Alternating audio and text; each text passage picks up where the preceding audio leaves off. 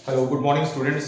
तो आज मैं एक छोटा सा टॉपिक आपको बताने जा रहा हूँ क्लास 12th का फिजिक्स का इलेक्ट्रोस्टैटिक्स स्थिर विद्युतिकी का। ठीक है, विद्युत क्षेत्र से रिलेटेड है ये टॉपिक, जरा ध्यान दीजिएगा।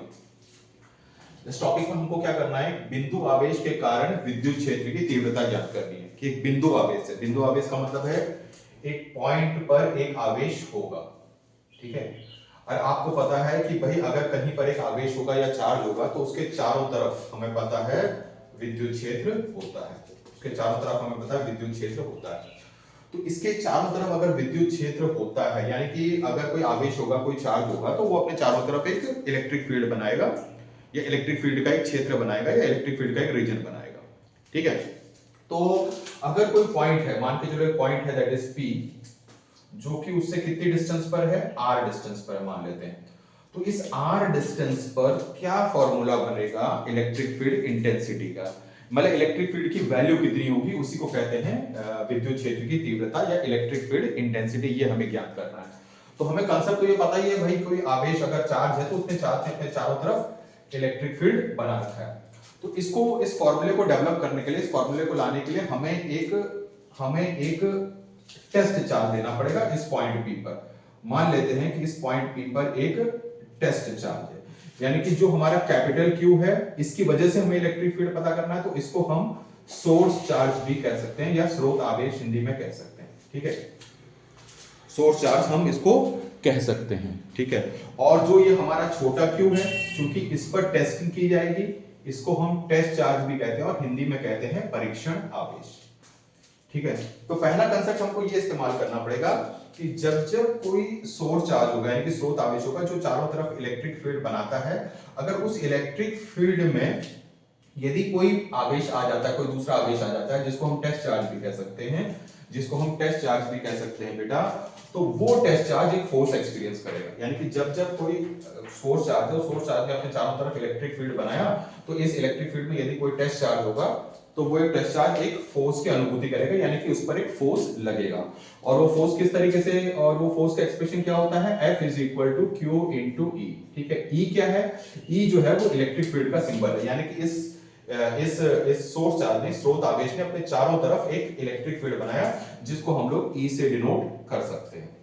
तो इस इलेक्ट्रिक फील्ड में यदि कोई दूसरा आवेश आता है, जैसे टेस्ट चार्ज आता है, तो वो फोर्स की अनुभूति करता है, और उस फोर्स का फॉर्मूला है F is equal to Q into E. जो है वो सोर्स चार्ज ने इलेक्ट्रिक फील्ड बनाया, तो स्रोत आवेश ने इलेक्ट्रिक फील्ड बनाया, और क्यू जो है वो उस जगह पर आ गया जिस जगह पर हमें इलेक्ट्रिक फील्ड पता करना, मतलब हमें इस सोर्स चार्ज की वजह से इस पॉइंट P पर इलेक्ट्रिक फील्ड ज्ञात करना है। क्लियर?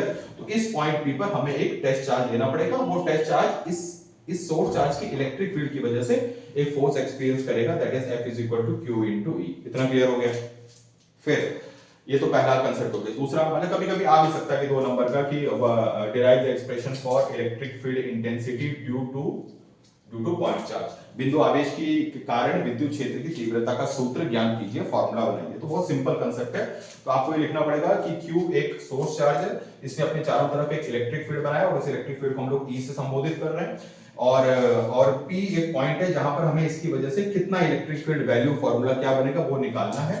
तो इस Q पर हमें एक टेस्ट चार्ज देना पड़ेगा, ये टेस्ट चार्ज एक फोर्स एक्सपीरियंस करेगा, that is F is equal to Q into E. पहला फॉर्मूला। दूसरा, हम कूलम्ब्स लॉ का यहां बिल्कुल इस्तेमाल करेंगे, बाय कूलम्ब्स लॉ।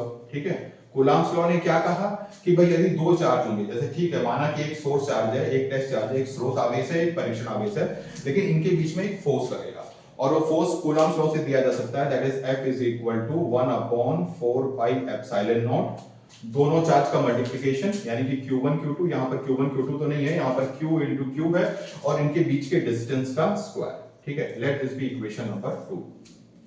अब चाहे फोर्स आप इलेक्ट्रिक फील्ड के कांसेप्ट से निकालिए, चाहे फोर्स को आप इलेक्ट्रिक फील्ड के कांसेप्ट से निकालिए, चाहे फोर्स को आप इलेक्ट्रिक फील्ड के कांसेप्ट से निकालिए, चाहे फोर्स को आप कूलम्ब्स लॉ के, दोनों फोर्स है तो सेम ही, तो दोनों फोर्स को हम इक्वल कर सकते हैं।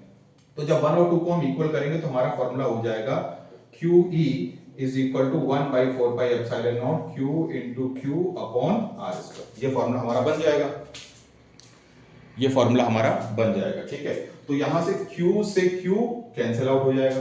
तो बताइए यहां से इलेक्ट्रिक फील्ड का क्या फॉर्मूला हमारा डेवलप हो गया, यहाँ से इलेक्ट्रिक फील्ड का फॉर्मूला डेवलप हो जाएगा कि इस सोर्स आवेश की वजह से जो इलेक्ट्रिक फील्ड हो जाएगा वो हो जाएगा 1/4πε0 capital Q upon R square. ठीक है, बहुत सिंपल फॉर्मूला है। इस फॉर्मूले को आप लोग न्यूमेरिकल्स में अप्लाई भी करते हैं, हमें पता है, बहुत सारे कठिन न्यूमेरिकल्स भी करते हैं, डायरेक्शन भी होता है इलेक्ट्रिक फील्ड का।